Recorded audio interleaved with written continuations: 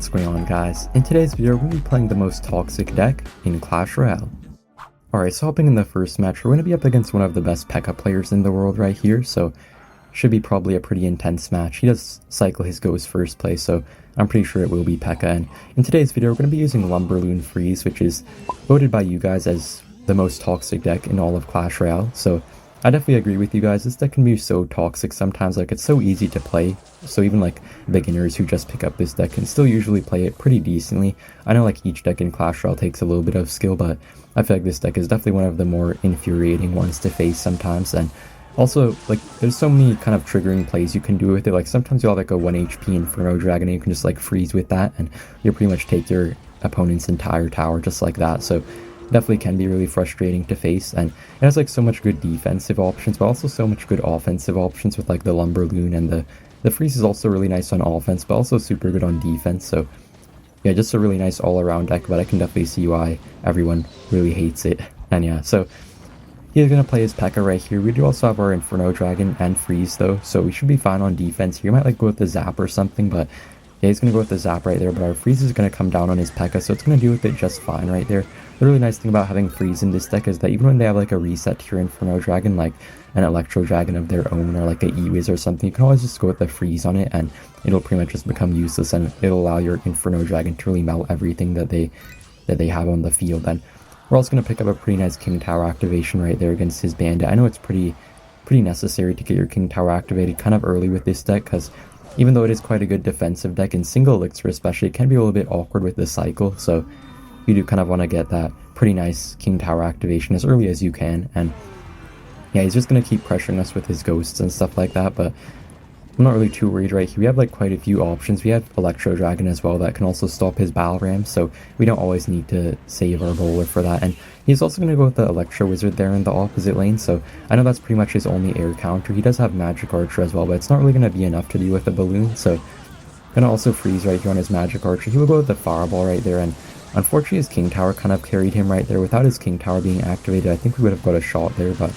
I'll still take it though. We're still going to pick up the death damage and still forced out quite a lot of elixir with that, so should be pretty good here. And I'm going to cycle my bowler right into his Bandit. I'm not really afraid to play the bowler because we don't really have any other good thing to stop his Bandit in hand, and he keeps on cycling his Pekkas in the back, so I'm just going to go with the Lumberjack Balloon here. And you can kind of see like this deck is so easy to play. Like I'm not even sure what I'm doing at this point, but I'm kind of just like spamming my Lumberjacks and Balloons and it's just somehow working out.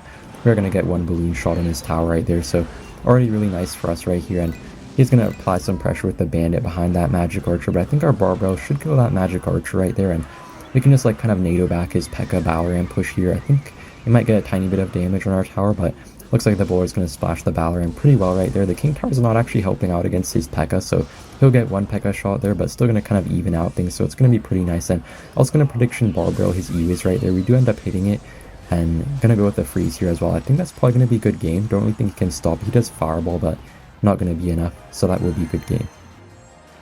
Alright, hopping in the next match, we do actually have Lumberjack and Balloon in our starting hand right here, so I was honestly kind of considering going with Lumberjack Balloon first play just to like troll this guy and show like how broken this deck is, but I'm going to be a little bit more passive right here. Just going to go with my E-Drag to defend his Zappies, but he does actually go with the Fireball and Zappies right there on our E-Drag, so I'm going to pressure with my Lumberloon right now. It seems really aggressive, but he wasted like the majority of his air counters, I would assume, and he does have a Hunter right here as well, but we're going to kind of get a really nice NATO there on his Hunter, pulling it off of our Balloon, and it is going to allow us to pretty much take half of his tower just like that. So what can I say? That's really how this deck works. You kind of just want to starting hand them like that sometimes, but yeah, I mean, the goal of this video is just to show how broken this deck is and how toxic it is, but pretty happy with this spot here. He's going to play his Skelly King in the back, so I know he's probably going to try to feed the ability with like a Skarmy most likely, or like whatever else he has in his deck, but I think our bowler should still deal with it pretty okay here. And we'd also have like a couple other cards if we need to spend them, because he is going to go with that Skarmy there in the right lane, so he will get a fully charged ability.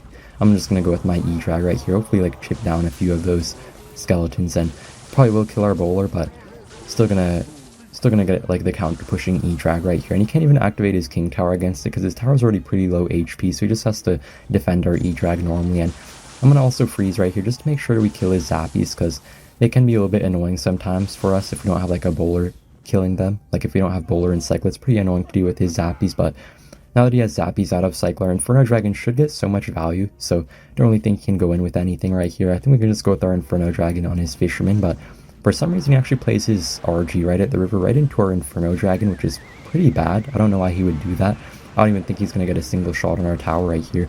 Barbell's going to kind of finish off his Fisherman as well, and he may still have to spend something on that just because he might be a little bit scared that we could like freeze or something, so he's going to kind of waste that Skarmy there. He will play his Skelly King in the back once again, but this time it is double elixir, so we can kind of build up like a huge push right here, and I think we should be able to deal with his Skelly King quite well right here. Gonna kind of space out my Inferno Dragon from my other stuff just to make sure that he can't like fireball everything, and also gonna kind of NATO right here just to make sure we can kill his Zappies, I hope. I think Barbaro should finish them off pretty well here. Gonna go with the Lumberjack Balloon as well, just making sure to kind of capitalize on the situation. He does play his Zappies right into our push, but I think they're just gonna pretty much die right here just to our freeze, and should allow our Lumberjack to kind of finish them off. And I'm not sure if Loon will take it right here or not. Looks like it won't actually finish off his tower right there, but it still is pretty much a good game. I think we just need like one more Loon death damage, and we do also have NATO in this deck and freeze, which do tower damage, so we can probably just like NATO cycle him if we have to, and pretty much just like blocking these entire lanes with Bowler. Honestly, Bowler is really the main reason this deck is so toxic. Like I feel like it's just so annoying to deal with Bowlers. They're just like so slow, and they just like block up the lane for so long, and they're just like so annoying how they push back so many units. And also right here, I'm not really sure if he's going to be able to stop our balloon. We can also go with the freeze right here, and yeah, I think he's just going to give up, and that will be a good game. Alright, hopping in the next match, we're going to be up against Petal. So this guy's like one of the known kind of toxic ladder players. He's not really toxic as a person, but he has often like spam recruits first plan. Like he's just like such a spammy type of player, so most people kind of have a bit of a vendetta against him. And I think our Inferno Dragon should deal with his Bandit just before it dashes right there, so really nice for us. And he does get a little bit of damage there from his early wall breaker. We couldn't really stop it because we didn't have like the best cycle to really do anything about it, but should be okay here on defense. I think our Bowler should be able to knock back his recruits pretty nicely right here, and yeah, it's pretty nice to have Bowler in this matchup. It might be a little bit difficult in single elixir though, because he has like so many spammy cards, so could be a little bit hard to actually defend well, but I'm sure in double elixir we can be able to get quite a lot of damage here. And I don't really think he has too many air counters in his deck, so not really too worried about this. His E-Barb will get one shot on our tower right there, but our Bowler is also going to get a little bit of chip damage of its own on his tower on the left side, so pretty happy with this. He will also pressure with the Bandit right there instead of defending our Electro Dragon, so that's kind of how this guy plays. It does work for him, so can't really hate on him for it, but yeah, it is a little bit toxic as well. But yeah, gonna be a pretty nice King Tower activation there against his Royal Ghost. He will go with the Drill plus Wall Breakers. Can't really stop the Wall Breakers right here, so gonna kind of just have to eat those. And I think we can go with like a Lumberjack Balloon push right here. Gonna go with my Balloon once I hit 5 elixir, just to like pick up the rage effect of our Lumberjack. And I think we're just gonna have to lose our tower right here to his E-Barbs. We can't really have any way to stop them right here. We could have Bar Barreled, but honestly I don't really think there's any point of that. Just gonna save my Bar Barrel here for his Ghost, just to make sure we don't take too much damage. And yeah, it's pretty even right here. He does have a little bit of a lead on us, I think, just because he did quite a bit of damage to our King Tower right there. And we're also gonna have to freeze his Bandit, kind of unfortunately, but I'm pretty happy with this spot anyways, because it should be quite a lot better of a matchup for us in double elixir compared to single elixir. And yeah, we can kind of just like stack our units without him really being able to do anything against us. And he'll go with like a Drill plus Wall Breakers right here on our King Tower for some reason. Not really too sure why he would go for our King Tower instead of our Princess Tower, but gonna defend pretty well right here. Gonna go with another E-Dragon, also a Bar Barrel here on his E-Barbs, just to make sure we don't take like too much damage. They will get like a little bit of damage right there. And also he's gonna go with a pretty aggressive Magic Archer, maybe too aggressive, because we can go with like a pretty good Balloon push right here with the Lumberjack Rage and also the E-Dragon Barb kind of supporting everything. We do also have freeze if we need it, but I think he's just gonna try to go kind of aggressive right here on us, so he's not even gonna defend our Balloon. And I think a NATO here should be able to finish off these Wall Breakers. Gonna kind of push those Goblins right into our Bowler shot, so that was a really insane NATO right there. Gonna also go with an Inferno Dragon, kind of high here, predicting a potential Magic Archer, and gonna Bar Barrel as well on his Ghost, just to make sure he doesn't 3-crown us or anything like that. And yeah, gonna freeze on his King Tower, and that will be a good game, I guess. Pretty nice win here. Alright, hopping in this next match, we're gonna kind of just be leaking our elixir right now until double elixir, but he'll play his Queen in the back, so I'm gonna pressure right now with my Lumberjack plus Balloon. It's pretty good to be aggressive with this deck once your opponent wastes their main air counter, like a Archer Queen or a Musketeer. And he does Mirror Cannon right there. Not really sure why he has Mirror in his deck, but I feel like Mirror is actually quite good right now, so I guess it's still still not too off meta, whatever he's playing here, and he's going to defend pretty fine right there, but I think we're also going to defend pretty nicely ourselves with our bowler against his Archer Queen, and seeing like the cards that he used right here, it's probably going to be like a Hog Rider deck, maybe like a Royal Hog deck as well. Could really be one of those two, but yeah, he will go with the Royal Hogs right here at the river, and it's pretty much double elixir right now, so I'm not really too scared because it's pretty good for us in double elixir compared to single elixir with this deck, so should be quite a lot easier to defend, even though we will take quite a ton of damage there against his Royal Hogs. So yeah, not the best for us, but we do get the King Tower activated, so it is what it is, and he'll also have to spend his Royal Delivery there on our Electro Dragon. So yeah, I'm going to play my Lumberjack in the back right here. We can't really go with aggressive balloons at the river right now because he does have Mirror Cannon in his deck, so it doesn't really work to be too aggressive with your balloons. You kind of have to like build up slower pushes and just like really make sure they're very big pushes that will just like be able to really overwhelm him. And it does have the Archer Queen right there in the left lane, so that means you won't be able to have another Archer Queen for quite a while in the right lane. So I don't really know how he's going to stop our balloon right here. We'll go with the Royal Delivery, but that's not going to be quite enough to stop it. He's going to go with another cannon right there, so his Archer Queen will also get a little bit of damage there on our left side tower, but I think we should be fine here. Going to go with another balloon plus Lumberjack at the river, and he actually misplaces his cannon right there. I know that won't actually pull our balloon, and he will go with the Royal Delivery as well, and he actually misplaces a second cannon right there, so he misplaced 2 cannons in a row, and I'm going to give him a little bit of BM right here because his deck is pretty annoying to face as well, and I think our balloon's just going to pretty much take his entire tower right there, so really nice win right here against some Royal Hogs Earthquake deck.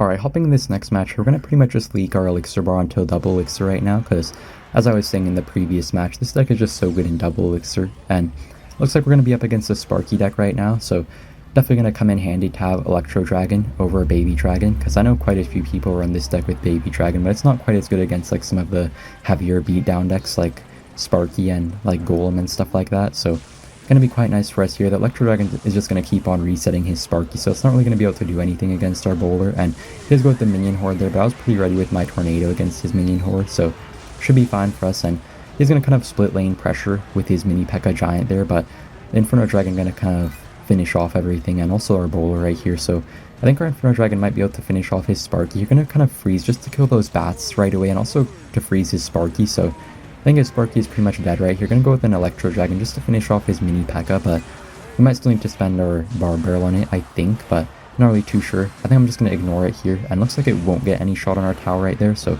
that's really nice for us. And this actually have like a mirrored Mini Pekka. I wasn't really expecting him to make a play like that, but I think we should be able to defend fine there. Luckily the Inferno Dragon did actually target his mirrored Mini Pekka instead of like something else, so I'll definitely take it here, and we can probably like freeze his Sparky here if we have to. He will go with a set of bats right there, so also going to kind of clip his bats as well as his Sparky, so that's really good for us right here. And he does play the Mini Pekka quite high. We can go with like another Inferno Dragon on it, and should be able to mount there pretty nicely right here. We can't really go too aggressive with our balloon pushes because I'm pretty sure he has like the Minion Horde in cycle right now, so it could be pretty hard for us to really break through. But he does actually misplace his Giant there, and we can just go with the freeze right here, and I think that's probably going to be a good game. So thank you guys for watching, and see you in the next one. Bye!